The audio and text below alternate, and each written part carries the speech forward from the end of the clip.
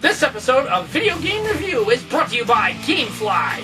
For over 8,000 titles to choose from, no late fees, never play a bad game again, or buy one for that matter, when you sign up with GameFly.com. Link down in the description.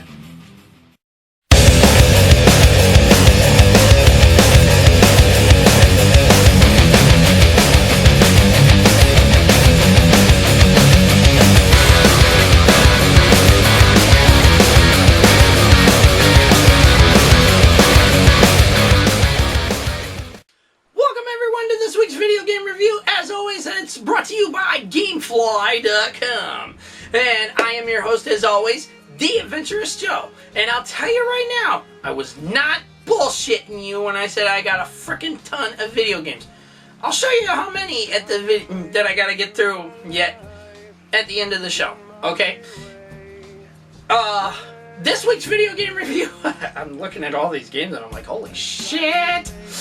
I got a lot of work to do. This week's video game review is on Metal Gear Solid 5, The Phantom Pain. Was it any good? Oh my god, this game was great. I loved it. I mean, but before I get into my final judgment on it, let's take a look at that gameplay footage. But first, I'm going to tell you a little more about the game.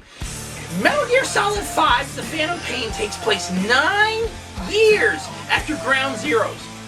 That's right, after Ground Zero, it takes place 9 years later. Holy Christ. What the hell? Apparently Snake has been in a coma the whole frickin' time. Okay? Lost his frickin' arm. Not literally, he lost his arm. It was just a nub. Frickin' nub. Till he gets a new arm created by one of his guys, one of his friends. Okay? And it's just unbelievable. Oh my god. The graphics in this, the open world kind of thing and stuff, it was pretty damn good. But the weaponry, not so much, okay, and among other things. So, let's take a look at that gameplay footage and then we'll come back to my final judgment. This is Metal Gear Solid 5, The Phantom Pain. Holy mother of pearlsy. Good lord, this game was great. I mean, seriously, I am always one of these people that will sit there and say, these games aren't that great, okay? Which was true. Most of the older games were not that spectacular to play through, okay? This one, wow, brilliantly well done. I mean, the graphic design, the freaking storyline, everything was perfect. And not to mention, depending on your choices in the game, this is the real kick in the ass part. Depending on your choices you make in the game, you get a different ending. I mean, seriously, there's always a different ending. I think there's like 5 or 6 maybe. I don't know. Because somebody said something about there's at least 4 or 5 of them, okay? Depending on the choices you make, things that you do, and how you handle everything. Okay? Especially with Quiet, okay? When it comes to Quiet, you have to be careful on certain areas and stuff like that. With her, okay? Because it's all dependent on how the story plays out and how you do things to handle it, okay? Now, here's the real kick in the rear. Okay, Quiet's character is supposed to be completely butt naked. But the whole time that she's walking around in the game, okay, she's wearing a bikini. She's wearing a bikini top and bottom. And when she's not, you know, drenching herself in rain or drenching herself in the shower and stuff like that to get her body soaking wet and everything, she's wearing pants and some kind of gun-like gear or whatever. Holster, thank you. Like a holster kind of thing around her and shit. Okay, the character's supposed to be completely butt-fucking naked. Even when the Russian guys are talking about her before you even meet her, okay, they're saying she's completely naked, okay? She's not naked. This game is very misleading on that part, okay? She is not naked. She's not even considered naked. Ugh. Okay, but enough of that part, okay? There's a real bad part to using Quiet, though. If you choose her for missions 29 and 42, you're scrapped. Literally, you are scrapped big time because your whole data file gets corrupted from either of these missions if you use her for those missions as your buddy.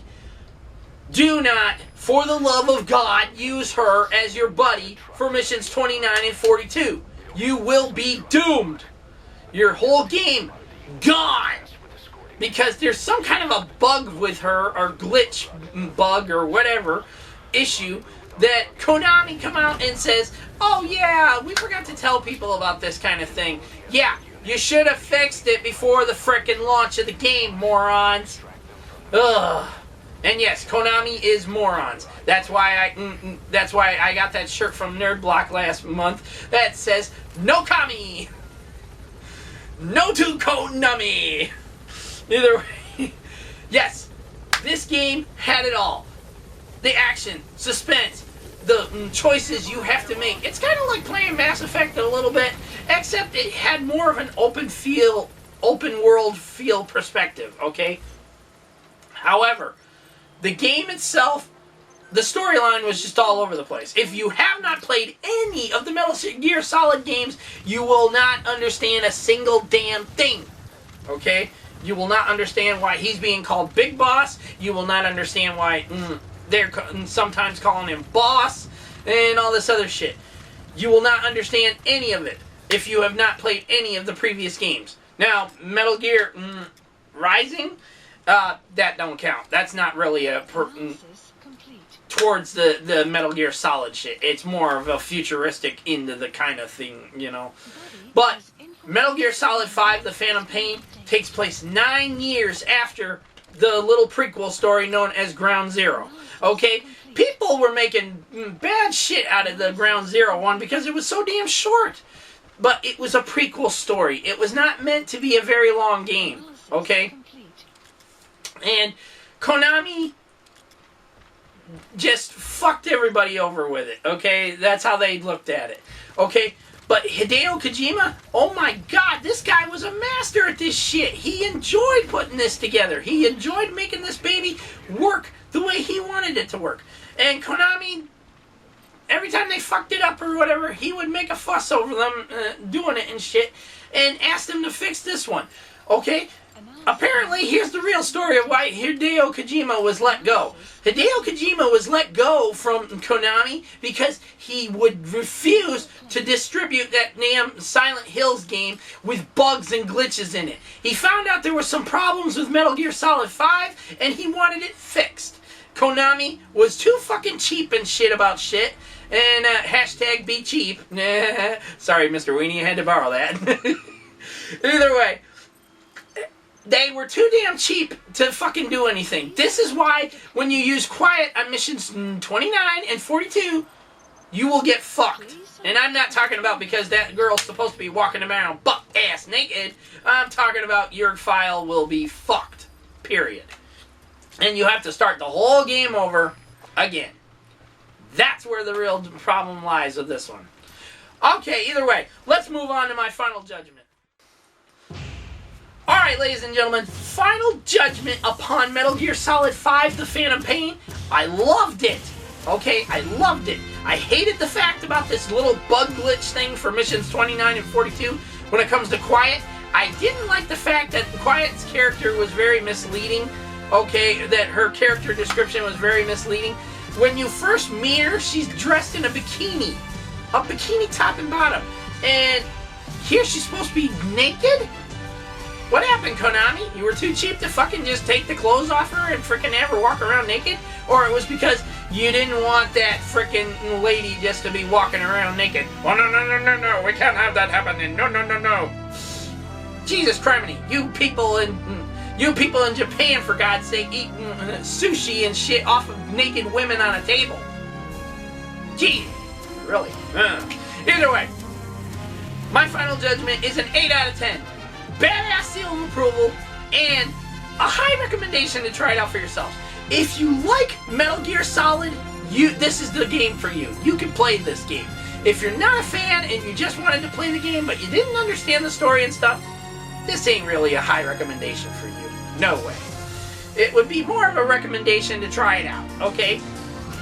But, be warned.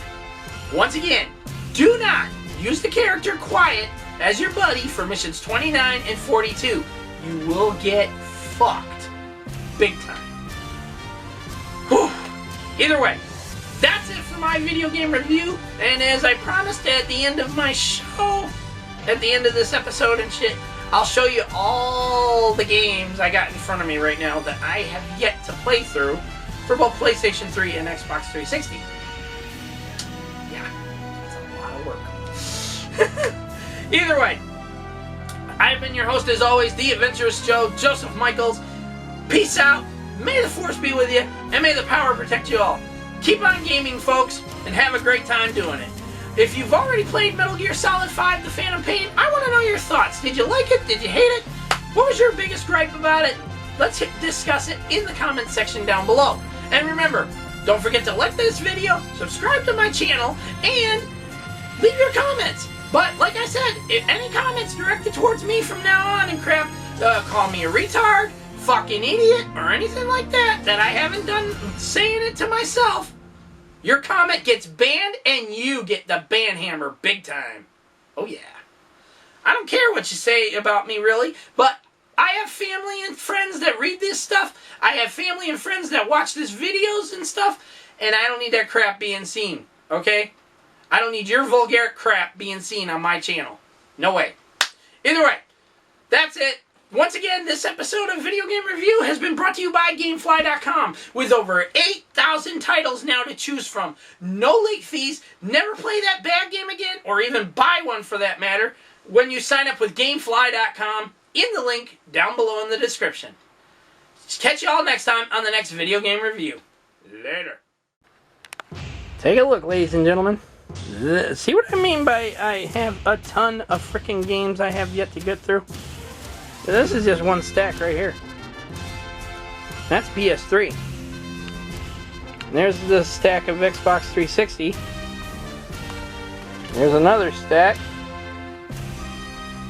Another. And another. There's more PS3 games. Like I said, I got a ton of games.